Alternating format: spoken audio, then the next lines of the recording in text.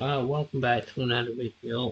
That last stream went down. I know why. We ain't gotta talk about it, but um, we got another video for y'all. This is WWE WWE news concerned about Charlotte Flair, CM Punk challenges Roman Reigns, and more. Let's see how it goes.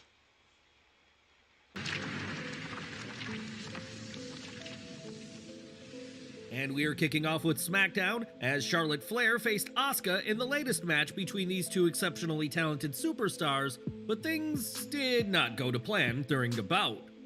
The match saw Asuka get the win over Flair, and Sean Ross Sapp reports that Charlotte needed help leaving the ring after the match, and photos from the event show Flair being tended to. The conclusion of the match saw Flair try and lock in her figure 8 submission before Bayley made a surprise entrance through the crowd, only to be knocked off the ring apron by the Queen. This distraction allowed Asuka to secure the victory, which Bayley was exceptionally pleased with, exclaiming, "Yes, I did that," as Asuka celebrated her win. Of course, injuring Charlotte was not the intended outcome of the match, and fans have been left concerned about her well-being and wondering if she'll need time off. In footage from the show, Flair can be seen yelling "my knee" to referee Charles Robinson, so it's clear that something is seriously wrong with the Queen. It's possible that the injury occurred when Flair attempted a moonsault outside of the ring and whiffed it, despite Asuka's attempt to catch her and save her from hurting herself. Slatrock Wrestling will continue to monitor this situation for updates on Flair's condition, and we're wishing the former women's champion the best at this time. Or maybe even a week. Appeared on Who knows? SmackDown for the first time in close to a decade, and anyone who thought his Raw promo was a sign he'd gone soft will be breathing a sigh of relief after last night. Punk, who some felt was subdued and neutered during his first promo, held nothing back last night and left no stone, or rather superstar, unturned. The Chicago-made star earned a monster reaction from the Providence crowd and said it was good news that he was appearing at the top of the 9 p.m. hour, as he wouldn't get his time cut. This was a nod to Punk's Raw promo, seeing time cut due to a Randy Orton-Dominic Mysterio match going long, and after this, Punk used a line from a friend asking, "What do you guys want to talk about?" He referenced past issues with Kevin Owens, history with Cody Rhodes and Paul Heyman, called out Roman Reigns for never being around, and played up the "which brand will I sign with" storyline. As part of his comments on Reigns, Punk said he acknowledges the Tribal Chief, but that he should remember that Punk was a Paul Heyman guy and was learning from the wise man first. Speaking of Roman Reigns, it was announced that the Tribal Chief will be on next week's episode of SmackDown, and it'll be interesting to hear what he has to say about CM Punk.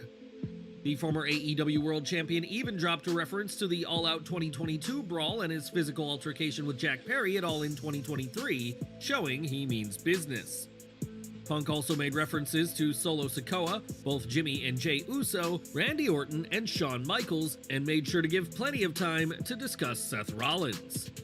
Taking shots at the World Heavyweight Champion, Punk was planting seeds for a hotly anticipated championship match and had one last mic drop statement to give.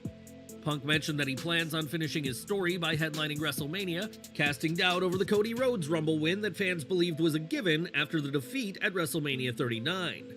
Now, if Punk does win the Men's Royal Rumble, that doesn't necessarily mean Cody's story is over, as there's a very high chance Punk could challenge Seth Rollins at WrestleMania. If so, it'd leave Roman Reigns without a challenger, and Rhodes could earn himself a title match with the Tribal Chief, perhaps by winning February's Elimination Chamber match. As for Punk on SmackDown, this was everything anyone could have asked for, with sound bites that will be played over and over for weeks, and nods to potential upcoming storylines for the former WWE champion. How do celebrities like Justin Bieber and The Rock generate hundreds of millions of dollars? It's actually not what you think. More from SmackDown, as Cody Rhodes made a special appearance on the show to thank the troops in attendance, as well as those around the U.S. who serve their country. Rhodes once again proved why he is the right face for the company, as he showed gratitude and thanks while never coming across as fake or forced. Rhodes threw to a video package of tribute to the troops' history, showing the importance of John Cena to the legacy of the event in another great outing by the American Nightmare. Since CM Punk's return, Seth very clear that he's no fan of the Best in the World, and a feud between them is expected to be happening very soon. Rollins' issues with Punk have played out both on camera and when WWE wasn't rolling, and now the reigning World Heavyweight Champion has shared why he's taking issue with Punk's return. On the Sports Illustrated Media podcast, Rollins was asked about his visceral reaction to Punk's comeback at Survivor Series War Games and said, "CM Punk said some really bad things about me, talked down about me for years and the company for years. I'm talking some really bad stuff. Called me a bootlicker and crap like that. You don't know me. You don't know what I stand for. I'm a loyal person, and I felt pretty insulted by a lot of the ways he treated me, treated the place I work for, treated friends that I worked with. I don't need to get into any of the stuff with Colt Cabana if you want to look at that kind of stuff. That's out there." Even before he signed with WWE's chief rival AEW in 2021, Punk had plenty of negative comments about WWE, and that trend continued once Punk was working for Tony Khan. Now, Punk is back in WWE, but Seth Rollins isn't ready to let things slide, despite the overwhelming fan support for the Chicago-made star since his return last month. Now, AJ Styles hasn't been seen on SmackDown since September. I heard he was supposed to be on. Set to happen a few weeks he was ago, supposed to return last night. Not to be the case. Ahead of last night's show, Styles was being advertised for the broadcast, but once again, the show didn't feature the Phenomenal One, raising questions as to exactly what's going on. According to PW Insider, WWE had planned to bring Styles back weeks ago, but his return has been delayed due to creative reasons rather than any kind of physical setback. Styles is ready to return, but it will be up to creative to decide when he'll actually, and it was added that his return could be any week now. WWE could be holding off on Styles until the Royal Rumble, where he could make a surprise return in the Men's Rumble match, but whatever happens next, AJ's return just wasn't meant to be this week. Unlike Styles, Randy Orton and LA Knight were on this week's SmackDown and defeated Solo Sikoa and Jimmy I think Uso should have been just AJ 7 Styles days before the and Randy return Orton of undisputed taking on the WWE Bloodline. Universal Champion Roman Reigns. That would Orton have been and Knight cool. overcame early dominance by the heels to halt their momentum and put them away, with Orton dropping Uso with an RKO for the second week in a row to get the win. The Viper must not have been watching WWE TV during his hiatus, as despite being advertised a team with LA Knight, he had no idea who the megastar was. While he protested that he didn't need saving, Nick Aldis said that fans wanted to see that match, and so did he. Orton revealed that he didn't even know who LA Knight was until last week. Of interest was that Paul Heyman was not by the side of the Bloodline just moments after CM Punk reminded the world that he was his wise man before Roman Reigns. How that factors into next week's show, and if Heyman has to answer for his absence, will be of the utmost interest. It was on last week's SmackDown that Orton officially joined the Blue Brand, much to the delight of GM Nick Aldis, whose mood soured when Orton hit him with an RKO. Orton would be fined $50,000 for the act of aggression, but in a backstage segment this week, it was revealed that he'd paid $100,000. When asked about his generosity, Orton explained that he's simply paying off the next fine he's going to receive, as the Viper will continue to do things his way now that he's back on WWE TV. Randy Orton wasn't messing around on this week's episode of SmackDown, and the RKO he hit on Jimmy Uso had quite the effect on the former tag team once SmackDown went off the air. That was In weird. a post-show dark match, Intercontinental Champion Gunther faced Chad Gable in another excellent match between the pair, and throughout the match, Jimmy was at ringside. Uso continued to lay down and sell the effect of the RKO from Orton in a frankly hilarious moment, and this is the second week that Jimmy has been out cold from an RKO. Both last week and this week, the KO'd Jimmy had to be rolled out of the ring so that the show could proceed, and with Orton's war with the Bloodline far from over, Jimmy may need to start investing in neck braces soon enough. For decades, Vince McMahon ruled over WWE with an iron fist, but ever since Nick Khan took over as president and Triple H became COO, McMahon hasn't had the influence he once did. It wasn't too long ago that Vince was plucked from the creative team by Ari Emanuel, who was effectively his boss, but Vince made a surprise appearance this week at WWE HQ. Now, before you begin picturing McMahon storming into a boardroom meeting with his iconic strut, PW Insider's report makes clear that McMahon was attending the annual company holiday party. The party was this past Wednesday evening and was the first to take place at WWE's new HQ, and it was a rare appearance by McMahon, who hasn't been around as much as of late. McMahon hasn't been a regular attendee of these parties before, but the report adds that not only was he there, but he made an effort to speak with as many employees as he could. Those who attended the party described McMahon as approachable and friendly, which we very much doubt was the case when he was the unquestionable king of WWE's vast empire.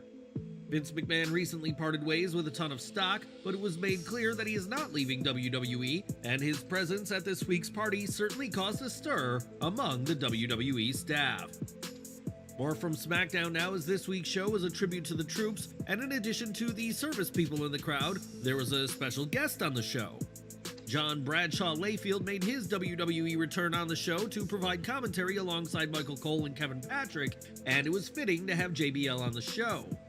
It was Layfield who came up with the idea of Tribute to the Troops back in 2003, and the former WWE champion was able to provide his insight throughout the broadcast. Next week, ROH will host its final Battle pay-per-view, and while Athena will be looking to once again retain her Women's World Championship, she won't be. Over to Raw. I don't care about AEW.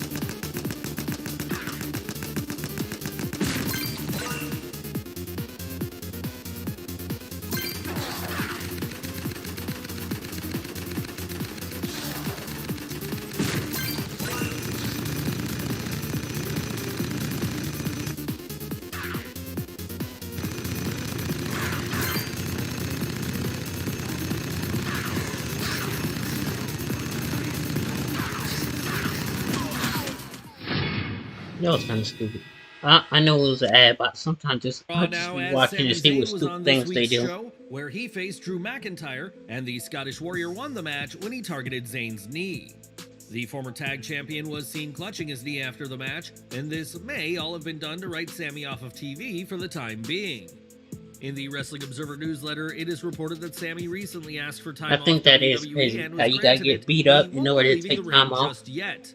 The report adds that Zayn is still scheduled for the December 28th event in his native Laval, Quebec, Canada, and it's normal for the show to be built around the hometown hero.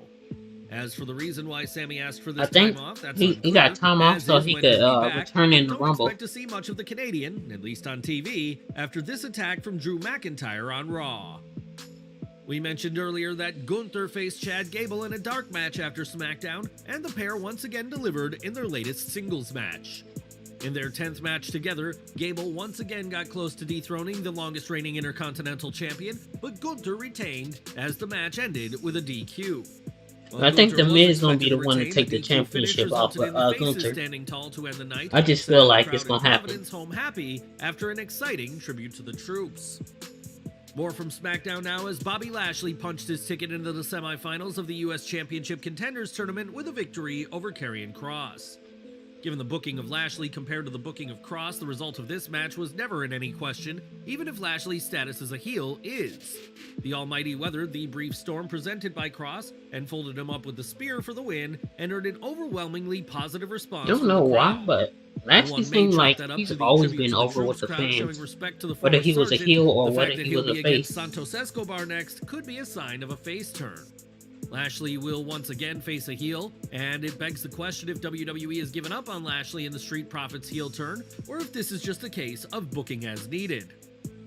For years, Gabby Tuft worked as part of WWE, but after being released from the company in 2012, Tuft competed one more time in 2014 before calling it a career. They could Speaking to TV Insider recently, Tuft recalled a taping they could be like a non-heel, non-face faction. We just take people out. The former superstar wasn't allowed backstage. Tuft I think he a woman reason now. Why backstage was off limits, and added that the relationship with WWE is a good one, and recently teased a return to the ring.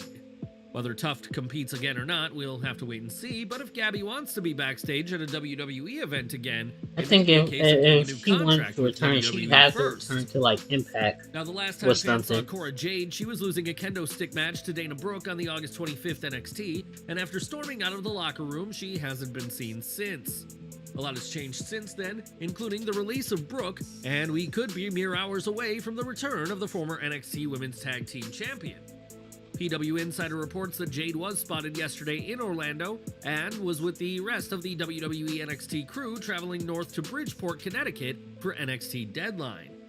Cora Jade recently clapped back at fans who miss her but decided to post cryptic updates while she remained absent rather than give any concrete news about when fans can expect her back. Jade is somebody that fans have had an eye on for some time, and she could make an impactful return tonight, perhaps in the Iron Survivor Challenge. Time will Who's tell. picking these photos, bro? Earlier this month, WWE released Mackenzie Mitchell from her contract and also parted ways with staff from their offices, and now we know more about who was let go. The Wrestling Observer newsletter has revealed that WWE ceased working with Michael Weitz, the Senior Vice President of Financial Planning, and Craig Stimmel, the Head of Global Sales and Partnerships. Karen Mullaney, the Controller and Chief Accounting Officer, was let go, as was Stuart Frey, the Senior Vice President of Streaming Technology, and Matt Gayer, the Senior Vice President of Gaming. It's never fun to lose your job, especially this close to the festive season, and we're hoping that everyone cut from WWE recently lands on their feet in the new year. Maybe they get a job with When CM AEW. Punk returned at Survivor Series, fans speculated on high-profile matches for the best of the world, and it doesn't come more high-profile than Roman Reigns. During his return promo on Raw, Punk referenced a wise man and a clear nod to Reigns' special counsel Paul Heyman, and it's believed that a Punk-Reigns feud will happen down the line. This feud won't be anytime soon, however, and when Jey Uso was asked about this potential match, the former Bloodline member had to acknowledge the Tribal Chief. He said, "Hell yeah, the Tribal Chief is ready to put anybody and everybody down, man. CM Punk might find out just like the rest of us did. It's different when you get out there with the Tribal Chief." It The is. Roman Reigns of 2023 Feel like is far until different you than get in the ring Roman with Reigns him, of you don't really 2014 know what when you're Punk doing. was last in WWE, and no matter who wins, these two will put on an epic match when the time is right. Now, Kalani Jordan is one of the young up-and-comers in WWE NXT, who after competing in NXT Level Up has become a regular I on hope the she Gold wins Brand's main today show.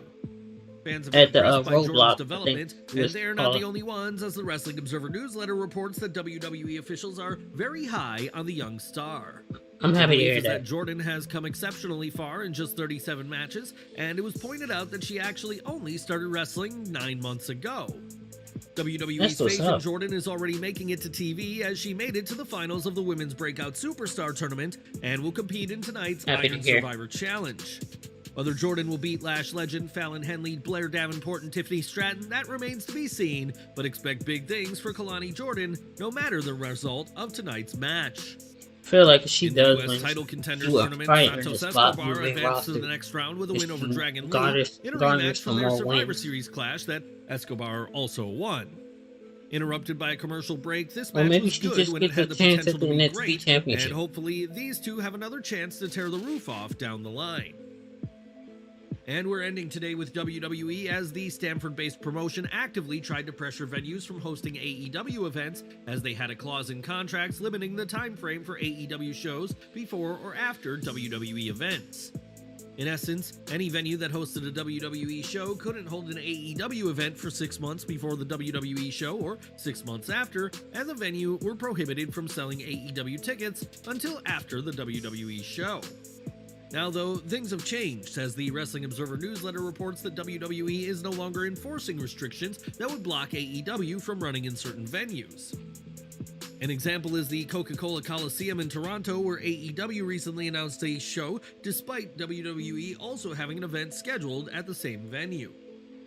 It's unclear why WWE has changed, though perhaps the antitrust lawsuit from MLW has led to WWE playing more fair. And whatever the cause, this is welcome news to Tony Khan and his company. Do what you gotta do. Do what you gotta do. I don't really watch that, nor do I want to. But do what you gotta do, Tony. Thank y'all for watching.